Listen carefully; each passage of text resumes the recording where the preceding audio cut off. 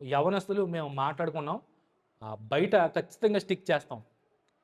Mobiles are not యూజ్డా, లేదంటే phone switch off చేయడం ఖచ్చితంగా పెడతాం. ఎందుకంటే తీసుకొచ్చిన స్విచ్ ఆఫ్ చేసుకోండి. కనీసం అట్లీస్ట్ ఒక్క గంటన్నా.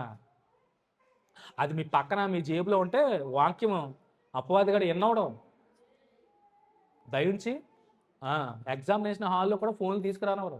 ఎందుకంటే మీరు కుదురుగా రాయరని, లేదంటే అందులో ఏమైనా చూసి కాపీ కొడతారని. వారి ఉద్దేశాలు వేరు. కానీ ప్రతి క్రైస్తవుడు కూడా ప్రభు సన్నిధికి వచ్చినప్పుడు ఖచ్చితంగా సైలెంట్లో పెట్టుకోవడమో, స్విచ్ ఆఫ్ చేసుకోవడమో ఇక్కడి నుంచి ఈ సంవత్సరం నుంచి కొత్తగా నేర్చుకోండి. ఫోన్లు వాడొద్దని అంటలే, వాడుకోండి, మంచిగా ఉపయోగించుకోండి. ముఖ్యంగా యవనస్తులు మంచిగా ఉపయోగించుకోండి. దాని ద్వారా మీరు దేవుని పని ఎలా జరిగించాలో అలా జరిగించండి.